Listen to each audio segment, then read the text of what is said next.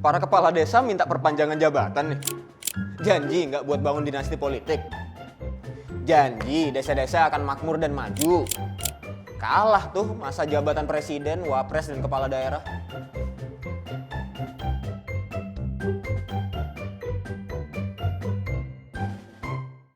Desakan dari kepala desa yang menuntut masa jabatan mereka diperpanjang seakan mengekspos ambisi mereka untuk melanggengkan kekuasaan. Periode jabatan yang lebih lama berpotensi memicu penyalahgunaan wewenang dan menyuburkan praktek korupsi.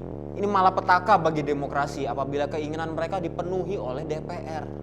Padahal, selama ini masa jabatan mereka sudah lebih lama dari kepala daerah, juga presiden dan wakil presiden.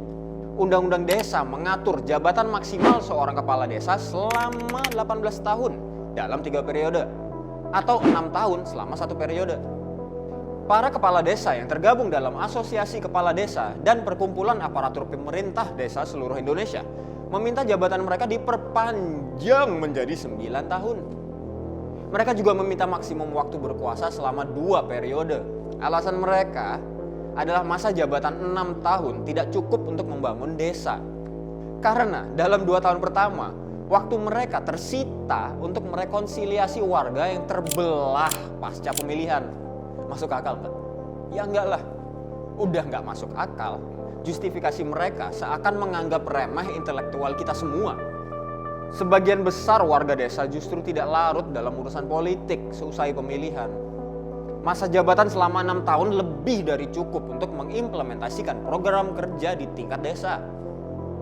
Kalaupun ada ketegangan, sentimen polarisasi justru digaungkan oleh para tim sukses kepala desa demi memperebutkan dana desa. Dengan pagu tahun ini mencapai 70 triliun rupiah, dana desa justru rawan penyelewengan. Data Indonesia Corruption Watch menunjukkan ada 676 kepala desa terseret kasus korupsi selama periode 2015 hingga 2020. Artinya, dengan masa jabatan yang singkat saja, kepala desa udah menyalahgunakan wewenang.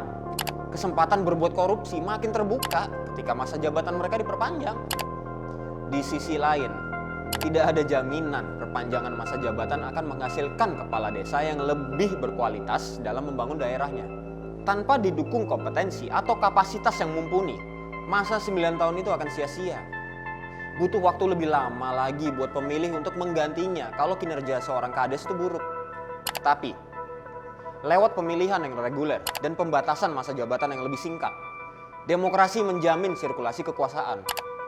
Warga desa pun terhindar dari pemimpin dengan kekuasaan yang absolut dan korup. Celakanya, pemerintah pusat dan elit politik sudah memberi lampu hijau. Sekretaris Jenderal PDIP Hasto Kristianto secara terbuka mendukung perpanjangan masa jabatan kepala desa di depan 2 asosiasi kepala desa itu pada November lalu. Sementara itu, Menteri Desa, Pembangunan Daerah Tertinggal dan Transmigrasi Abdul Halim Iskandar menyuarakan ide yang sama saat memberi kuliah umum di Universitas Gadjah Mada pada Mei tahun lalu. Begitu pula dengan fraksi di Dewan Perwakilan Rakyat. Giliran begini aja pada cepet lu responnya.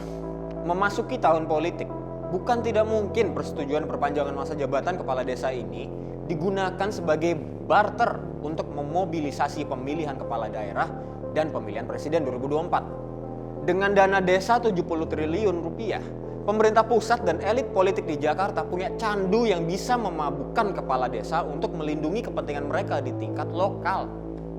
Apalagi upaya politisasi terhadap kepala desa pernah terjadi sebelumnya. Yang paling nyata adalah mobilisasi kepala desa untuk mendukung Jokowi 3 periode pada Maret tahun lalu.